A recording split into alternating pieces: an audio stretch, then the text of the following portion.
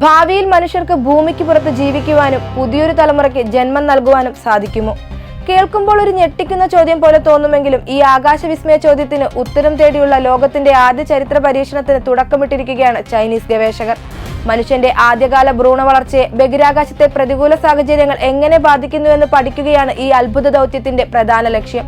Chinese academy of സയൻസിന്റെ institute of സുവോളജിയിലെ ശാസ്ത്രജ്ഞരാണ് ഈ വിപ്ലവകരമായ പരീക്ഷണത്തിന് പിന്നിൽ പ്രവർത്തിക്കുന്നത്. ഈ പരീക്ഷണത്തിനായി ശാസ്ത്രജ്ഞർ പ്രത്യേകമായി വികസിപ്പിച്ചെടുത്ത കൃത്രിമ ഭ്രൂണ മാതൃകകളും സ്റ്റെം സെൽ ഘടനകളും ചൈനയുടെ സ്വന്തം ബഹിരാകാശ നിലയമായ ടിയാങ്ങോങ്ങിലേക്ക് വിജയകരമായി അയച്ചു കഴിഞ്ഞു.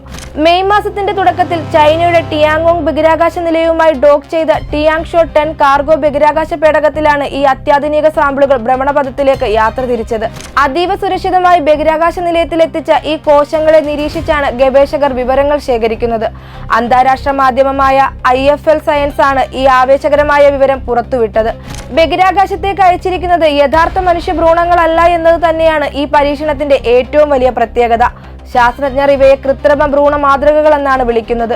ബീജസങ്കലനത്തിന് ശേഷം 14 മുതൽ 21 ദിവസങ്ങൾക്കുള്ളിൽ ഒരു യഥാർത്ഥ ഭ്രൂണം എങ്ങനെയാണോ ഇരിക്കുക അതിനെ കൃത്യമായി അനുകരിക്കുന്ന മനുഷ്യ സ്റ്റെം സെല്ലുകളിൽ നിന്നാണ് ഇവ ലാബിൽ വളർത്തിയെടുത്തത്. ഈ കൃത്രിമ ഭ്രൂണങ്ങൾക്ക് സ്വന്തമായി വിഭജിക്കുവാനും കോശങ്ങൾ സംഘടിപ്പിക്കുവാനുള്ള ശേഷിയുണ്ടെങ്കിലും അവ ഒരിക്കലും ഒരു പൂർണ്ണ മനുഷ്യനായി വികസിക്കുകയോ ഒരു ഗർഭപിണ്ഡമായി മാറുകയോ ഇല്ല. ഇത് പരീക്ഷണങ്ങളിലെ ധാർമ്മികവും നിയമപരവുമായ നിയന്ത്രണങ്ങൾ മറികടക്കാൻ ഗവേഷകരെ സഹായിക്കുന്നു. ഭൂമിയിലെ ജീവന്റെ പരിണാമം പൂർണ്ണമായും ഇവിടുത്തെ ഗുരുത്വാകർഷണ ബലത്തിന് അനുസരിച്ചാണ് നടപ്പിലാകുന്നത്. എന്നാൽ ബഹിരാകാശത്തെ സൂക്ഷ്മ ഗുരുത്വാകർഷണവും കടുത്ത കോസ്മിക് വികിരണങ്ങളും മനുഷ്യ ശരീരത്തിലെ കോശങ്ങളുടെ വിന്യാസത്തെയും ജീൻ പ്രകടനങ്ങളെയും എങ്ങനെ ബാധിക്കുന്നു എന്നതാണ് ഈ പരീക്ഷണത്തിലൂടെ നിരീക്ഷിക്കുന്നത്.